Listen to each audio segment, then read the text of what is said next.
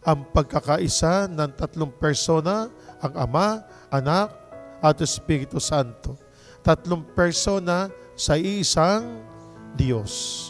Kung kayo maghahanap, nasabi ninyong, sino ba ang Ama? Sino ba ang Diyos Ama? Pero kilala mo si Jesus.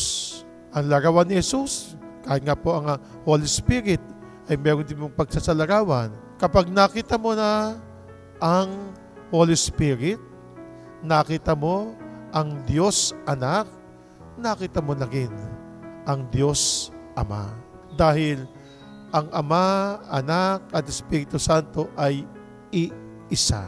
Ang ginagawa ni Jesus nung siya na dito sa ibabaw ng lupa, ito ang pagpapatunay na umiiral ang Diyos.